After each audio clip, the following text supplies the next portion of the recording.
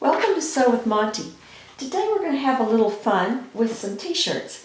Now I'm going to take the t-shirts and I'm going to redesign them, and all my seams are going to be made on the serger. So there'll be no lock stitch machine or anything else that will be used to make this top. And I'm going to make a like a baby doll top to wear, like a swimsuit top or a pajama top or something like that.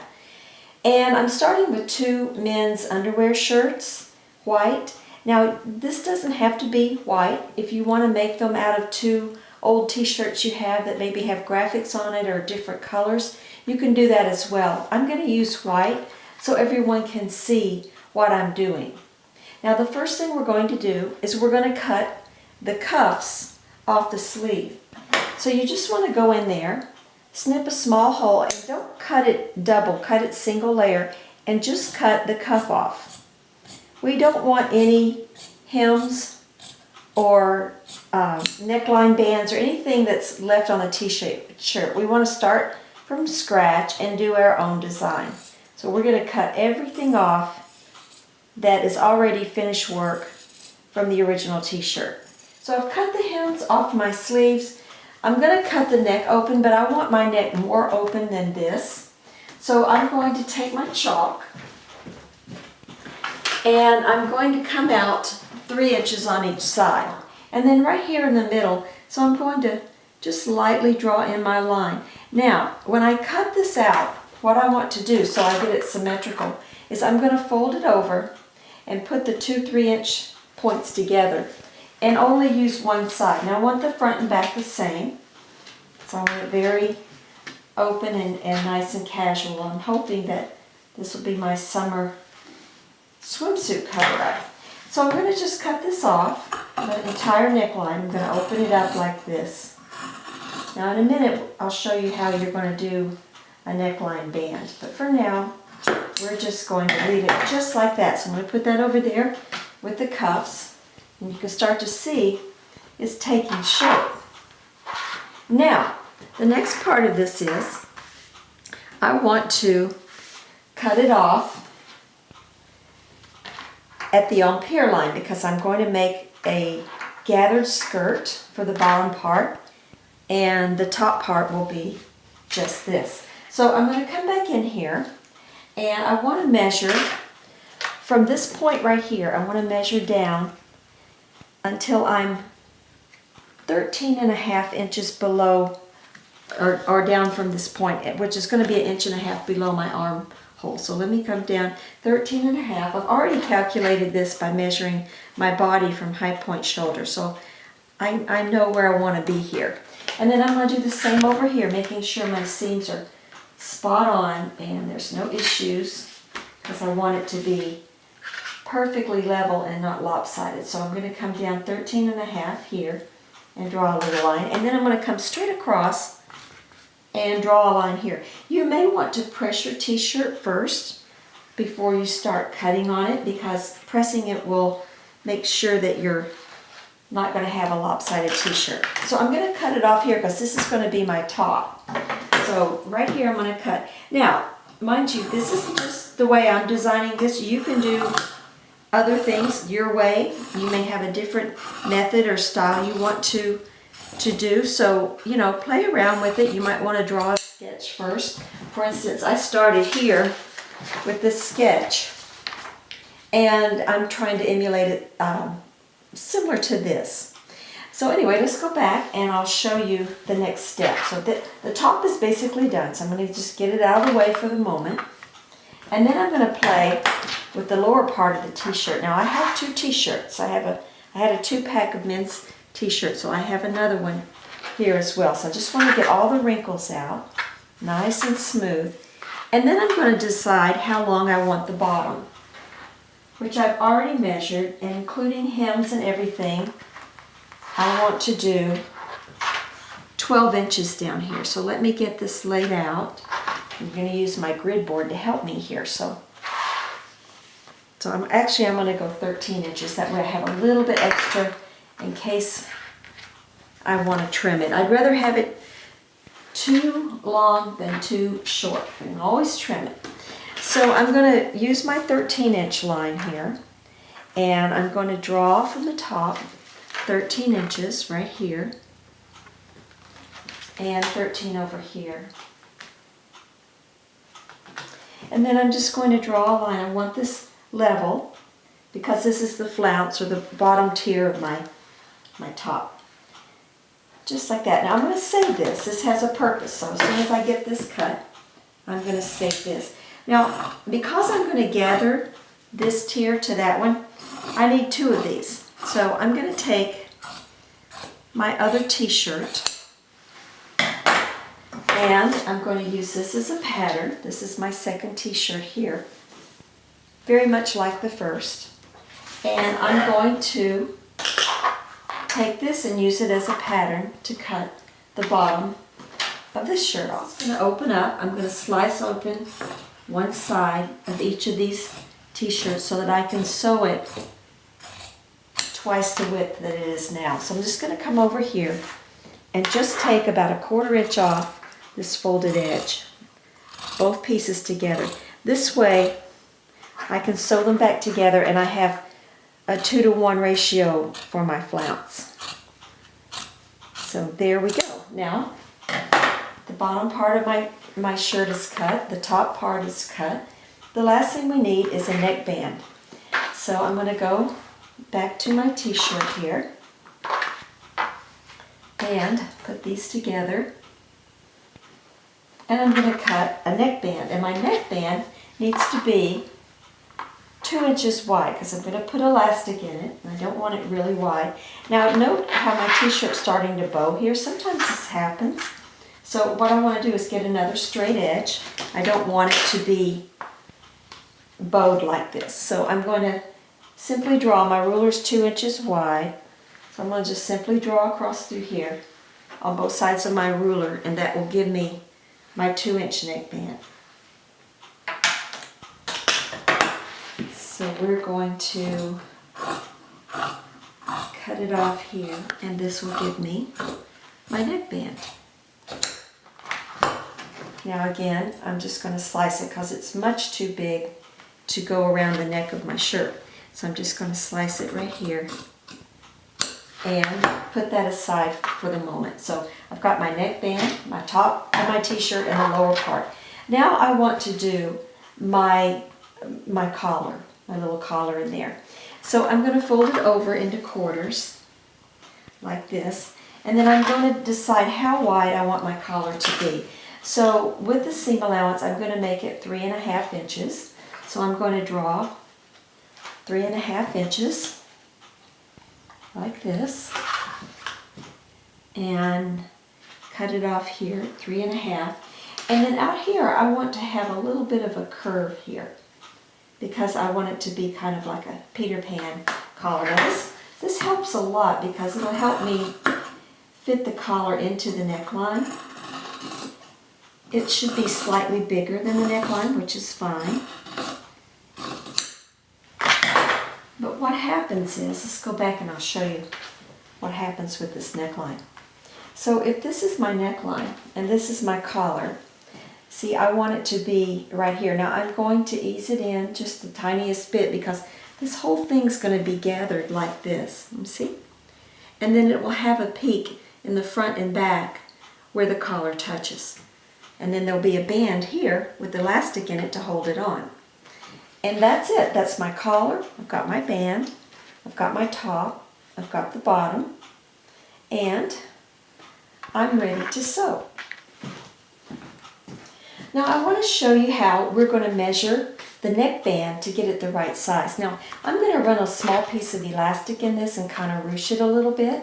You could use a drawstring and put a drawstring in it as well. It's up to you how you want to finish it off. But I think this time, I've done the drawstring before, but I think this time I'm going to do it so that I'm doing a small piece of elastic in here.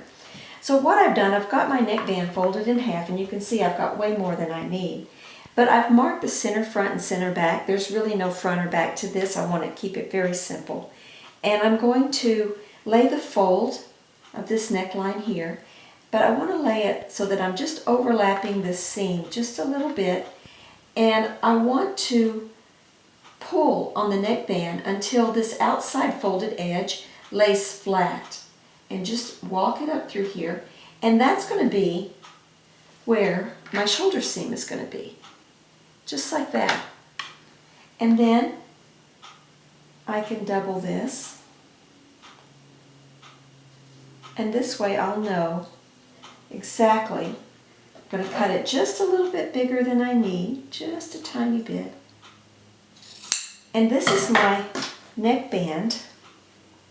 See, I've got one fold. I'm going to sew it so that I have a seam at the shoulder.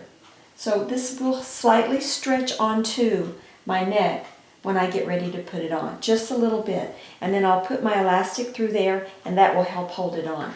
So that's how you measure your neckline. You want to make sure that your band is going to lay flat when it's sewn on. See how nice and flat it looks? Just like a t-shirt neckband. And then my seam will be over here. I'll take it just a little bit shorter over here, just a tiny bit, and straighten it out. It's a little bit crooked. Now, I got my neckband. So now the next thing I'm going to do is I'm going to finish the sleeves and the edges of my collar before I start sewing everything together. So let's go over to the sewing machine and we'll get started with that. So now we're ready to start sewing, and I wanted to show you a few things I had to do to get my tensions correct for the stitches I wanted to make. I want to make a wide rolled hem, which looks like this on the outside. I'm going white on white because I want this to be very delicate. Plus, if I make it white on white, I can wear it with anything I choose to wear it with. I've used woolly nylon on my upper looper, which makes a really supple, pretty shiny finish on here. The problem with the woolly nylon, as you see on this side, see how erratic it was? It kept bouncing out of the tension holder. So I had to do something that you may not have done yet with your serger, but you should have these little netting covers. I've put this on here to control how the thread comes off the spool so that it doesn't come off so loosely that it pops out of the tension. And this seems to be holding it in place. So fingers crossed that that will keep doing that, because I love the stitch that it made afterwards, after the stitch, as before. You can see how erratic and where it popped out of the tension, what happened. Now, let's go through the settings. I have my needle, the left needle only in, the outside needle, set on 3. I have my upper looper, which has the woolly nylon, on 3, and I have my lower looper on 5. And that seems to be giving me the stitch I want. I didn't want it really small. I want it a little bit thicker. So that seems to be the tension settings I need. Now let's turn the machine to the side and I'll show you what I've got over here. I've put my differential feet on 0.7 because I want it to be relaxed. Not necessarily lettuce edge, but just relaxed. I've got it set on the length of roll hem, so it's going to be close together. And I've got it on the widest width possible at 7. My blade is engaged, so it will be cutting as I sew. So let me turn it back around and we'll get started sewing on the collar. So the first part of sewing here is I'm going to sew my collar. And I'm going to go around the curved edge because the straight edge will be what fastens to my neckline. Make sure that you have the right side up because you don't want to sew your narrow hem on the wrong side. And I'm just barely going to cut off maybe about 1/8 of an inch of my collar as I go around. And just start off slow. Make sure you have a little bit of a chain here so that you don't have a knot when you get started. And you just go slow. The secret to a good narrow hem is don't go too fast because you're not giving the machine a chance to do everything it needs to do to make this hem.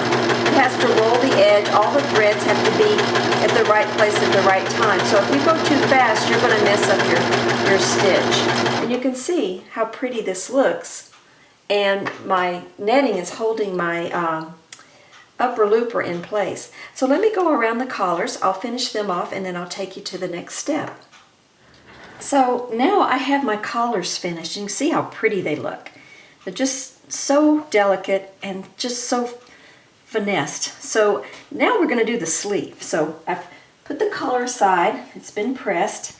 I've taken the plate off my machine so I can use my sleeve roll to do the sleeve. And we're going to use the same stitch on the sleeve. I'm going to start it at the underarm point so that the overlap will be here. just taking off 1/8 of an inch, and I'm going to go around the entire sleeve opening.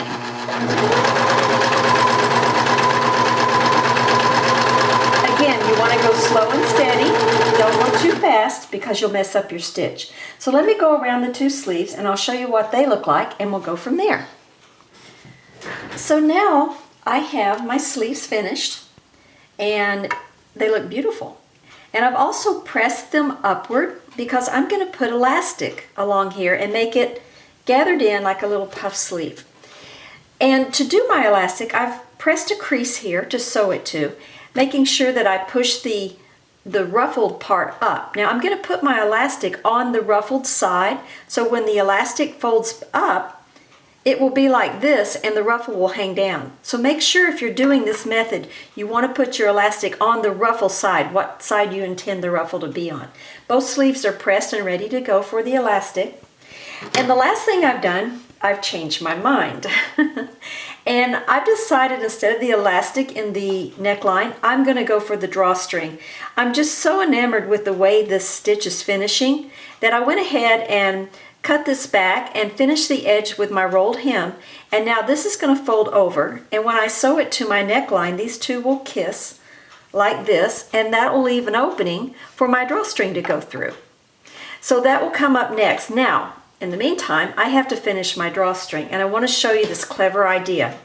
I've cut the hem off my t-shirt right along the edge of the stitch, the inside stitch. I'm going to put the rolled hem on this side of my t-shirt. It's going to slightly stretch this band and leave a beautiful little finish here, and this is going to be the tie that goes through the channel on my neckline.